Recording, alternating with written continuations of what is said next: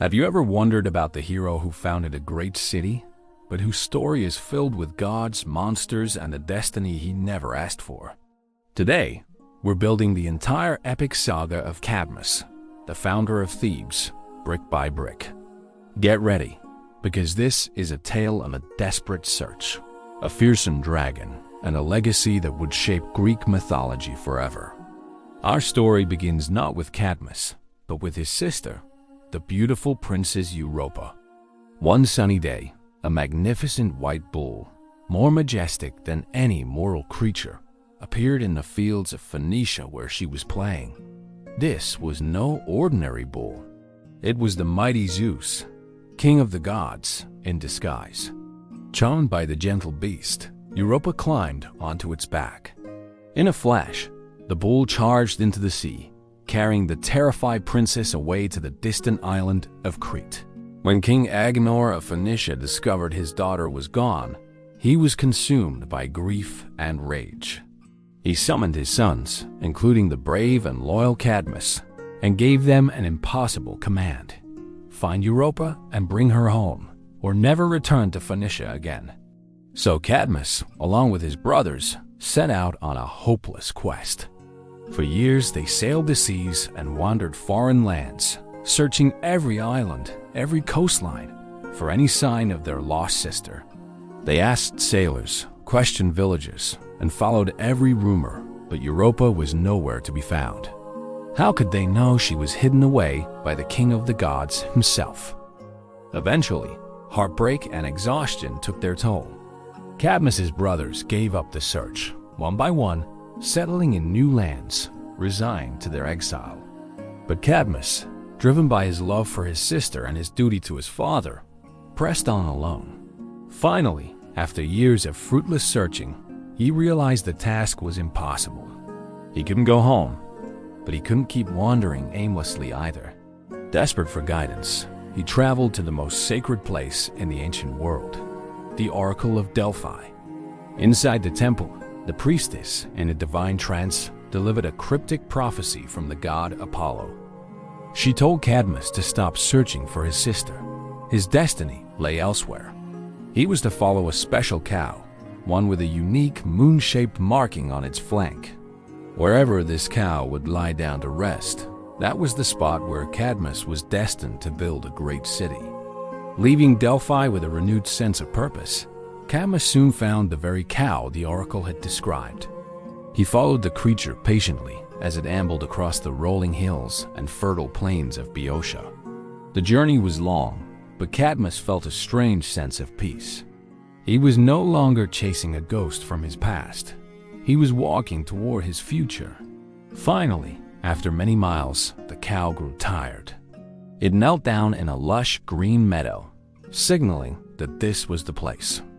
This was the spot for Cadmus's new home.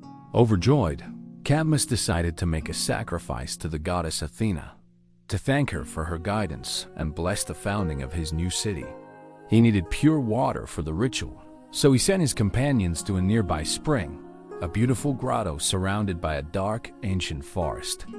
But as time passed and none of his men returned, a sense of dread began to creep into Cadmus's heart.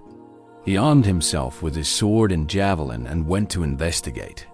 What he found was a scene of pure horror.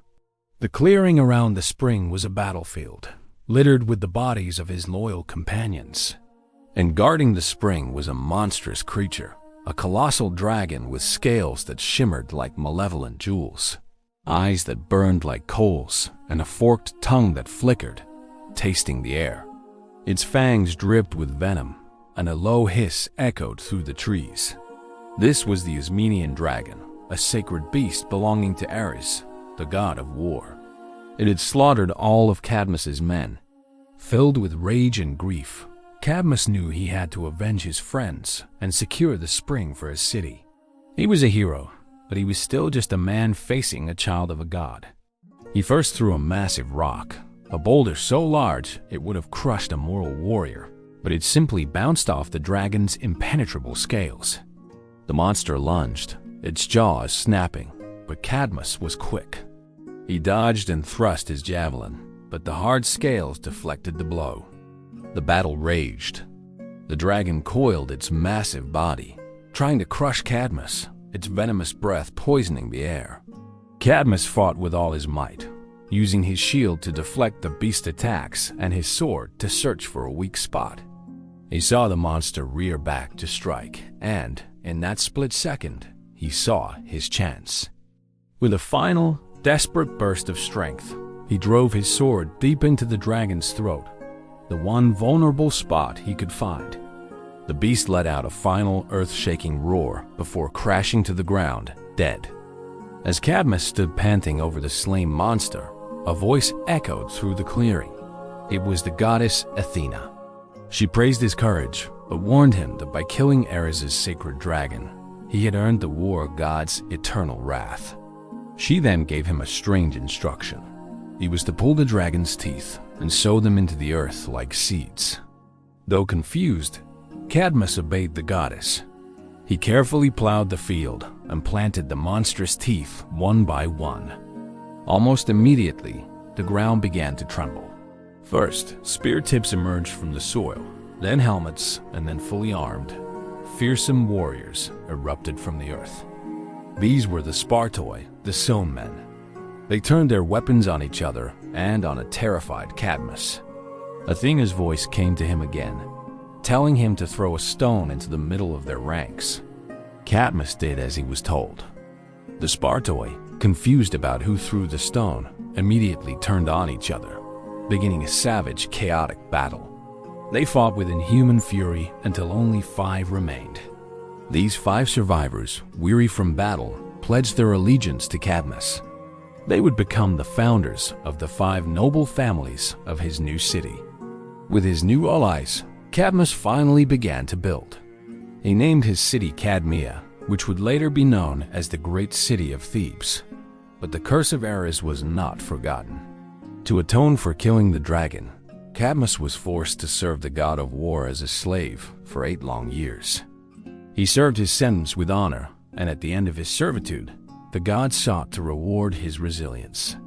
In a surprising turn of events, Ares himself offered Cadmus the hand of his daughter, Harmonia, in marriage. Their wedding was one of the most magnificent events in mythological history. All the gods of Olympus attended, bearing incredible gifts. But among the gifts was one that carried a dark fate, a beautiful cursed necklace forged by the god, Hephaestus. This necklace would bring endless misfortune to all who possessed it, a shadow that would hang over Cadmus's family for generations.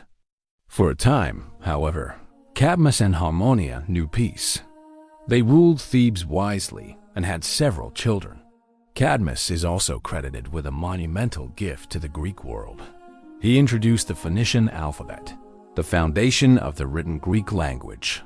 He brought literacy and law to his people, transforming Thebes into a center of civilization. But the curse of the necklace and the wrath of the gods were inescapable. Tragedy befell their children and grandchildren in a series of horrifying events that would become the subjects of many famous Greek tragedies. Heartbroken by the unending suffering of their family line, an elderly Cadmus and Harmonia decided to leave Thebes, the city they had built from nothing. They prayed to the gods to release them from their human sorrow. Answering their prayer, the gods transformed them both into serpents, allowing them to live out their days in peace, finally free from the burdens of their tragic destiny.